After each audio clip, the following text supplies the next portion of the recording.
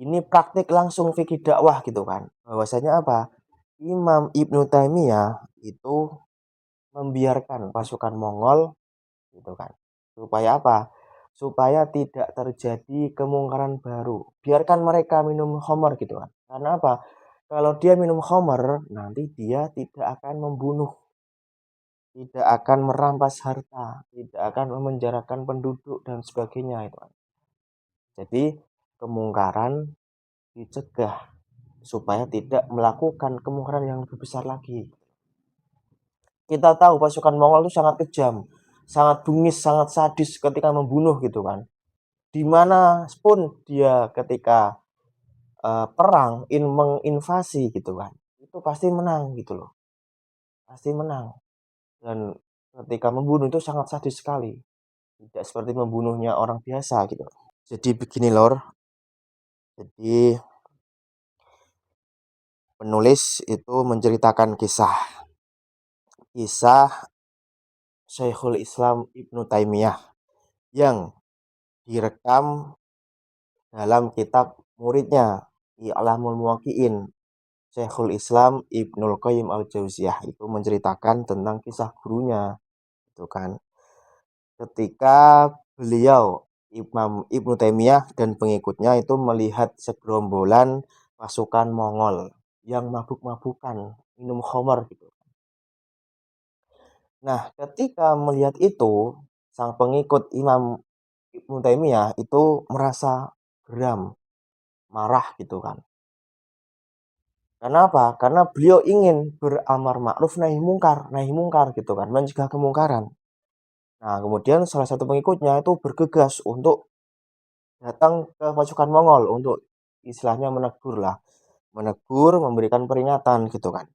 Tetapi Imam Ibnu Taimiyah itu menahan, melarang, jangan jangan tegur mereka, jangan kasih peringatan gitu kan. Biarkan saja, biarkan saja, jangan kasih peringatan. Nah, ketika pengikutnya melihat Imam Ibnu Taimiyah menahan untuk tidak menegur itu, pengikutnya bingung. Loh, kok gini gitu kan? Ada apa guru gitu kan? Ada apa Pak Kiai? Ada apa sang imam gitu loh? Kenapa kok saya dicegah untuk melakukan sebuah teguran, amar ma'ruf nahi mungkar gitu kan? Nah, kemudian Imam Ibnu Taimiyah berkata bahwasanya Allah mengharamkan khamr karena ia mencegah seseorang dari berzikir kepadanya dan dari sholat juga. Dan mereka ini pasukan Mongol, khamr itu mencegah mereka dari membunuh orang-orang dan memenjarakan keturunannya serta merampas harta mereka. Maka biarkan saja mereka seperti itu. Akhirnya pengikutnya paham gitu kan, bahwasanya yang awalnya itu geram, marah gitu kan, pengen segera menegur, pengen segera memberi peringatan. Akhirnya mereka diajarkan oleh sang Imam Ibnu Taimiyah terkait dengan fikih dakwah gitu kan. Ini praktik langsung fikih dakwah gitu kan. Bahwasanya apa? Imam Ibnu Taimiyah itu membiarkan pasukan Mongol gitu kan. Supaya apa? Supaya tidak terjadi kemungkaran baru. Biarkan mereka minum khamar gitu kan. Karena apa? Kalau dia minum khamar, nanti dia tidak akan membunuh, tidak akan merampas harta, tidak akan memenjarakan penduduk dan sebagainya itu kan. Jadi kemungkaran dicegah supaya tidak melakukan kemungkaran yang lebih besar lagi. Kita tahu pasukan Mongol itu sangat kejam, sangat bengis, sangat sadis ketika membunuh gitu kan. Dimana pun dia ketika perang menginvasi gitu kan, itu pasti menang gitu loh, pasti menang. Dan ketika membunuh itu sangat sadis sekali, tidak seperti membunuhnya orang biasa gitu. Mencegah kemungkaran dengan tidak menimbulkan kemungkaran baru. Nah, ini penjelasannya. Jadi memang Imam Ibnu Taimiyah itu seorang ulama yang sangat visioner gitu kan. Beliau melihat dampak yang akan terjadi. Jadi pasukan Mongol dibiarkan itu kan, minum khamr dibiarkan. Karena keadaan mabuk itu lebih baik bagi mereka daripada ketika mereka tidak mabuk gitu kan. Karena apa? Karena kalau dia sadar tidak mabuk, ya tadi dia membunuh dengan sadis, dengan bengis, dengan ganas gitu kan. Kemudian dia merampas harta orang lain dengan sangat kejam gitu. Kemudian memenjarakan orang gitu kan. Gak ada yang mengalahkan mereka. Nah, justru kalau nanti mereka ditegur, diperingatkan, kemudian mereka sadar, marah, justru malah dia membunuh tadi, membunuh siapa pengikutnya Imam Ibnu Taimiyah gitu loh. Kan malah tambah gawat gitu loh, malah dibunuh semua nanti mah gitu kan pengikutnya Imam Ibnu Taimiyah gitu loh. Jadi sang Imam Ibnu Taimiyah mengajarkan praktek real fikih dakwah kepada murid-muridnya gitu.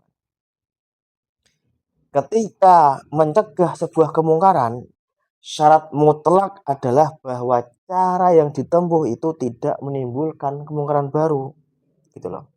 Jadi kalau ingin mencegah kemungkaran, jangan sampai kita menimbulkan kemungkaran baru. Seperti tadi, pasukan Mongol gitu kan. Mereka mabuk, itu sebuah kemungkaran. Tapi kita harus mencegah kemungkaran baru. Kalau dia sadar, justru malah menimbulkan sebuah kemungkaran yang lebih besar lagi, yaitu membunuh, merampas harta, kemudian memenjarakan orang gitu.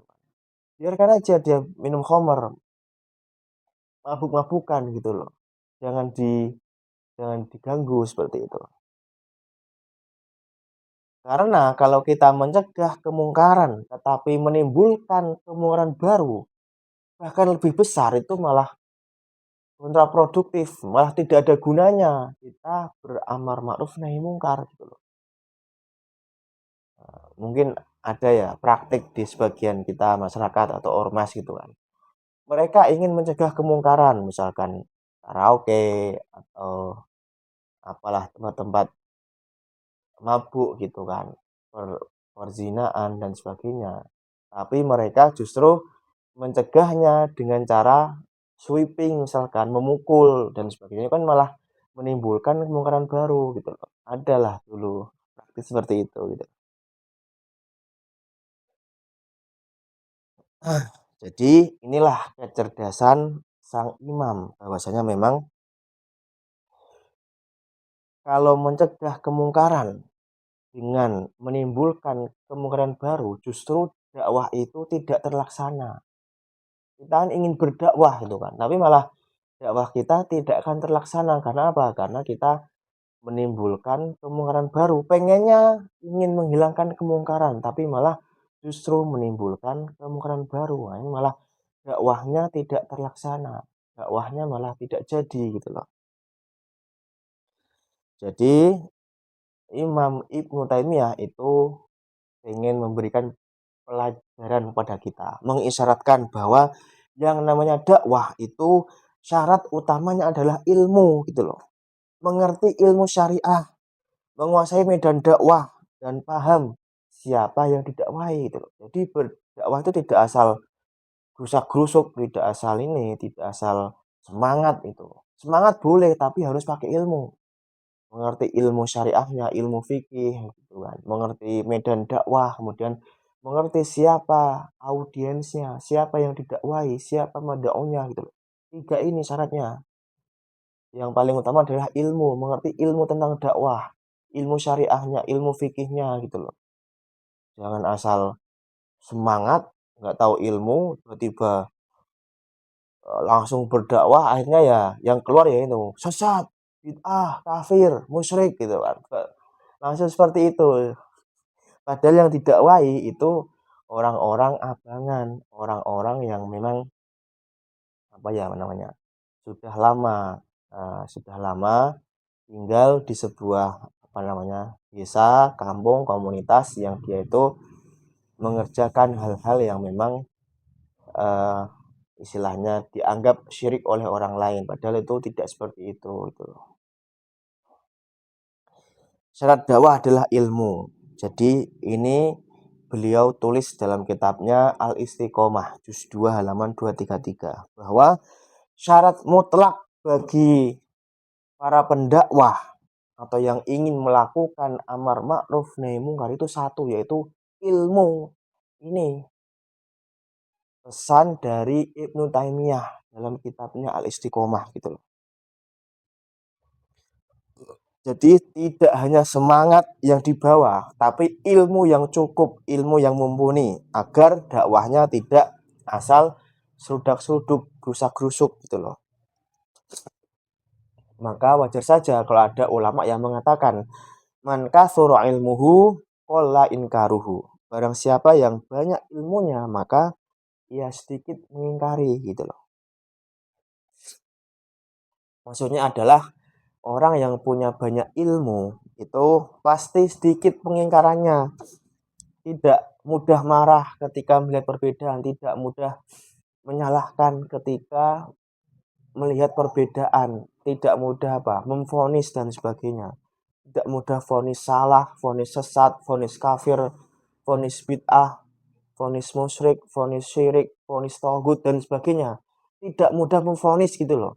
Ketika ilmunya banyak, maka kita harus mempertanyakan orang yang dikit-dikit memvonis, orang yang dikit-dikit menyalahkan, orang yang dikit-dikit marah itu berarti ilmunya sedikit gitu loh. Itu indikasinya, berarti dia ilmunya sedikit karena dia tidak banyak belajar, tidak banyak membaca. Padahal kalau kita baca literatur fikih, literatur syariah, ilmu banyak sekali itu baru ilmu ya, ilmu tentang syariah.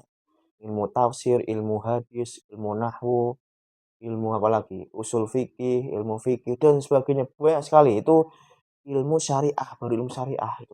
Belum ilmu-ilmu yang lain, belum ilmu tentang psikologi sosial, apalagi dan sebagainya gitu kan. Jadi, kalau seorang pendakwah itu banyak ilmunya, banyak pengetahuannya tentang syariah, tentang fikih, tentang mazhab, tentang perbedaan pendapat ulama, itu pasti dia lebih bijak, lebih wise dalam berdakwah gitu kan. Dia tidak akan sedikit-sedikit memvonis, menyalahkan, marah-marah, atau apapun itu yang sangat kontraproduktif dengan dakwah gitu. Karena ia tahu bahwasanya dalam satu masalah itu bukan hanya satu pandangan, banyak sekali pandangan gitu. Misalkan masalah apa gitu kan, masalah kunut itu banyak sekali pandangan ulama. Masalah apa lagi? Masalah tentang puasa Syawal misalkan. Banyak sekali pandangan. Masalah tentang apalah, banyak sekali gitu kan. Problematika masalah terkait dengan yang real di masyarakat itu banyak sekali. Pandangan ulama banyak sekali nih. Tidak satu, absolut tidak satu gitu loh. Nah ini sedikit ilmu banyak ngambeknya.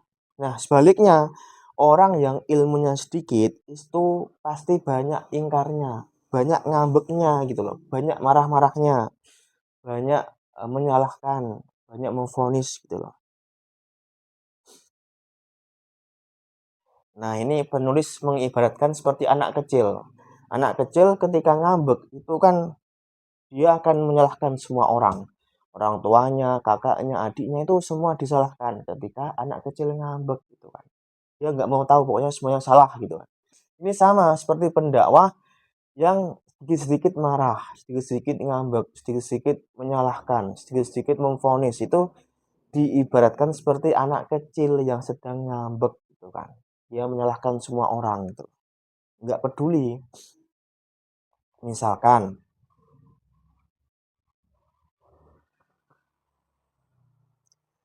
Misalkan gitu kan, ini ada contoh misalnya seperti kunut subuh. Itu ketika dia ini meyakini adanya kunut subuh, ketika ada orang lain yang tidak mengamalkan kunut subuh, dia ngambek, dia marah-marah gitu kan.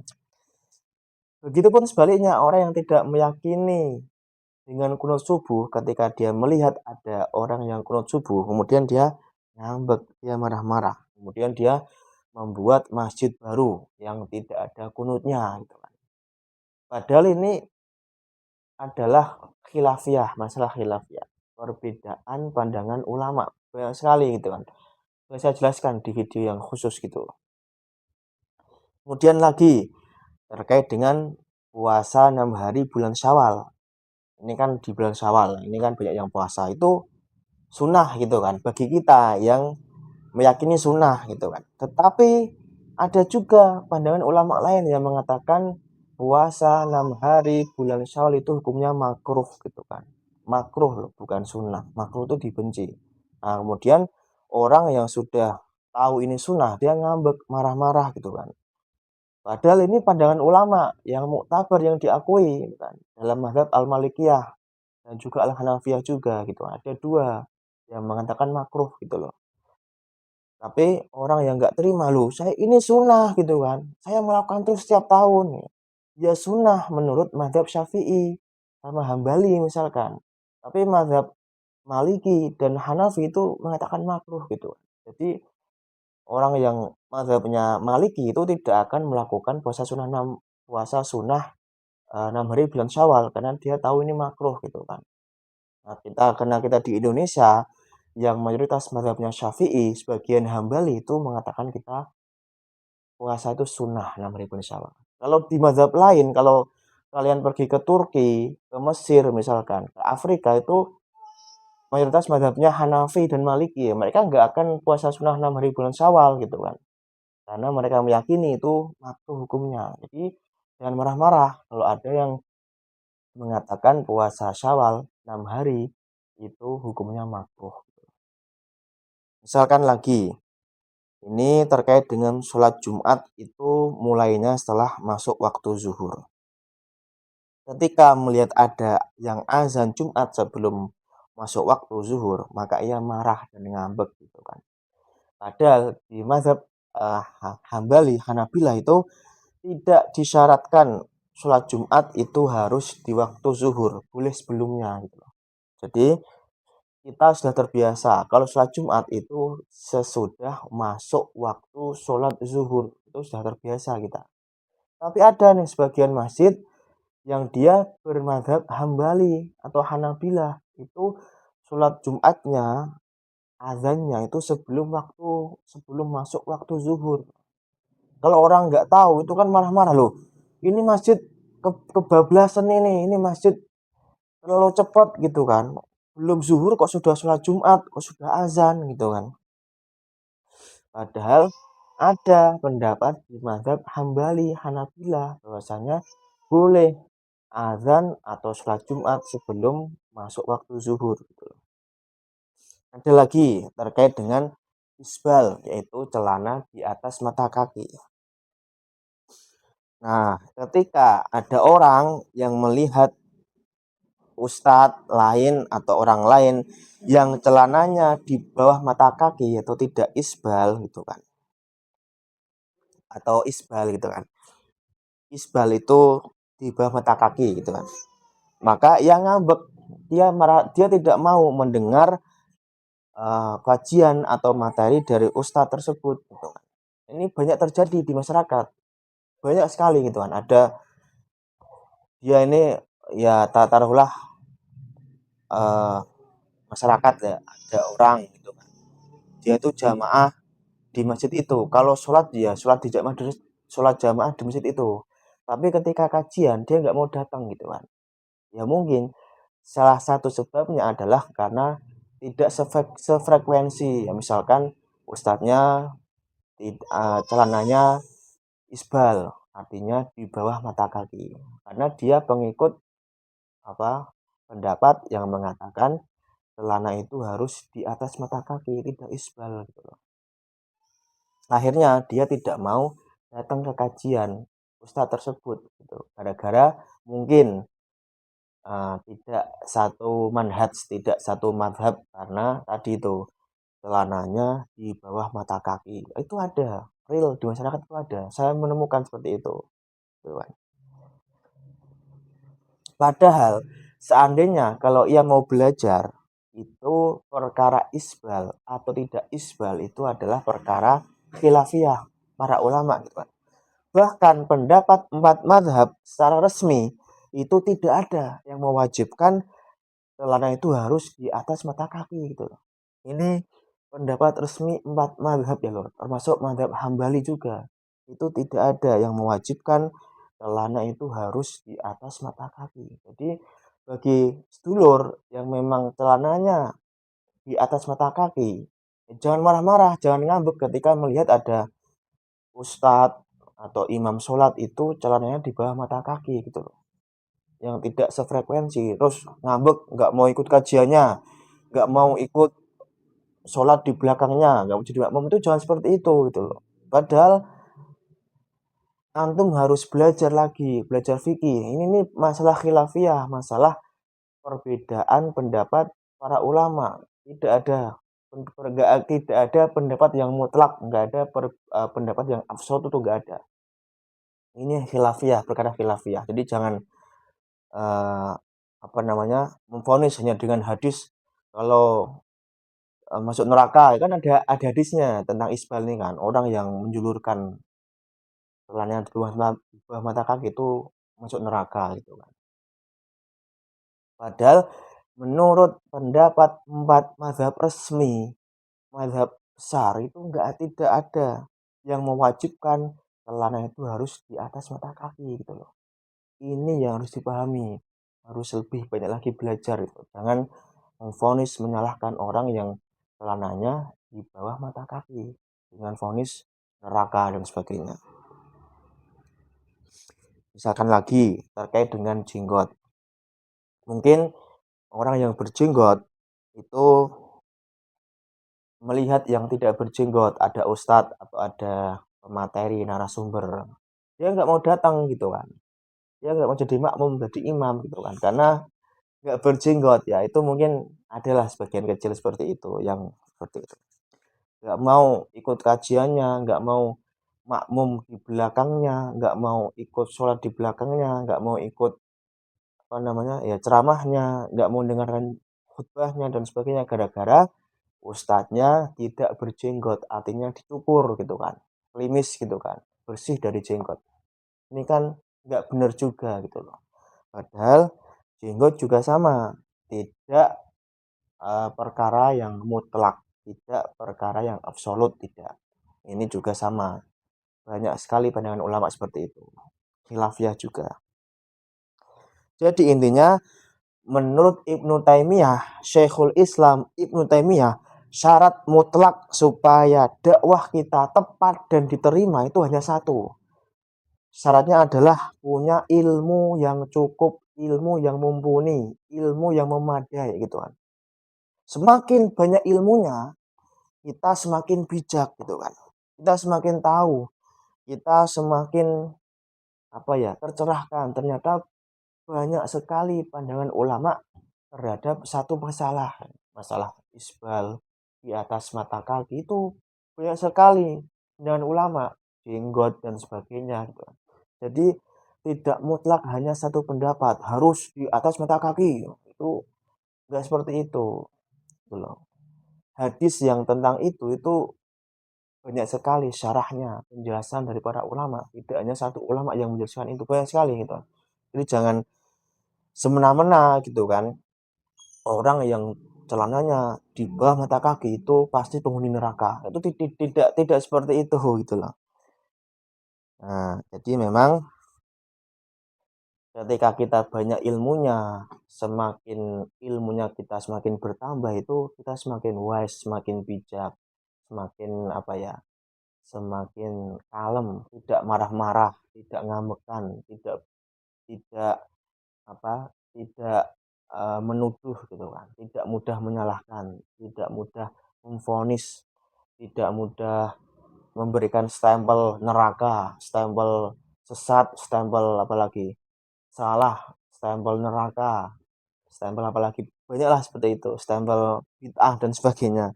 Itu banyak sekali. Jadi silakan belajar fikih, belajar ilmu syariah, belajar ilmu usul fikih, ilmu hadis, ilmu tafsir, ulumul Quran dan sebagainya. Banyak sekali loh cabang-cabang ilmu syariah gitu loh. Jadi intinya itu bahwasanya ini yang pesan terakhir dari Imam Ibnu Taimiyah, bahwasanya beliau dalam kitabnya Al-Istiqomah juz 2 halaman 230 beliau mengatakan, sejatinya maksud atau tujuan yang baik dan pekerjaan yang tidak dibarengi dengan ilmu itu berarti kebodohan dan kesesatan serta hanya mengikuti hawa nafsu. Jadi intinya kalau kita tidak punya ilmunya kok berdakwah itu menurut Ibnu Taimiyah itu adalah sebuah kebodohan dan kesesatan yang nyata serta hanya mengikuti hawa nafsu. Jadi dakwah itu harus dengan ilmu, jangan hanya bermodal semangat. Kemudian kita berdakwah, ya akhirnya tadi dikit-dikit menyalahkan, dikit-dikit memvonis, dikit-dikit menuduh, dikit-dikit stempel gitu kan. Karena nggak punya ilmunya. Menurut Syekhul Islam Ibnu Taimiyah, kalau kita berdakwah nggak punya ilmunya, maka menurut beliau itu sebuah kebodohan, sebuah kesesatan, dan hanya mengikuti hawa nafsu tadi. Hawa nafsu kan selalu mengajak kepada ini, keburukan, kepada tadi, menyalahkan, menuduh, memvonis, stempel orang, dan sebagainya. Padahal itu perkara yang sangat luwes, sangat fleksibel, karena banyak sekali pandangan ulama terkait hal itu. Itu perlunya ilmu, perlunya belajar itu. Jadi bagi para ustadz, bagi para kiai, bagi para siapapun itu kan yang ingin berdakwah silahkan berdakwah, tapi harus dengan ilmu gitu kan. Tidak boleh asal jeplak, asal bunyi, asal ngomong tanpa ada ilmunya. Nanti kita akan terjatuh kepada kebodohan, kesesatan, dan hanya mengikuti hawa nafsu. Ini yang mengatakan bukan saya, tapi Syekhul Islam Ibnu Taimiyah. Itu kan. Ulama besar yang sangat dihormati. Saya kira itu lor, apa namanya, review buku ini. Jadi silahkan bagi sedulur yang istilahnya punya pendapat yang berbeda, silahkan komen di kolom komentar. Kita diskusi sehat gitu kan. Kita akan silahkan komentari apa yang saya katakan. Kita akan diskusi sehat di situ gitu kan. Apapun itu saya akan komentari, saya akan ladeni, saya akan layani gitu kan. Jadi kalau konten ini dirasa bermanfaat, silahkan share seluas-luasnya. Jangan lupa like, subscribe, dan komen ya lor ya. Silahkan teman-teman share ke grup WA dan sebagainya supaya tahu bahwasanya memang dakwah itu tidak hanya asal semangat, tidak hanya asal giroh, tidak hanya asal maju gitu kan, asal nekat, enggak. Dakwah itu hanya satu syaratnya, yaitu ilmu. Butuh ilmu loh. Tidak asal maju, enggak asal semangat, enggak asal nekat, enggak asal rusak-rusuk gitu loh. Hanya satu syaratnya menurut hanya satu syaratnya menurut Syekhul Islam Ibnu Taimiyah, yaitu harus punya ilmu, harus belajar gitu loh. Saya kira itu lor. Terima kasih. Wassalamualaikum warahmatullahi wabarakatuh.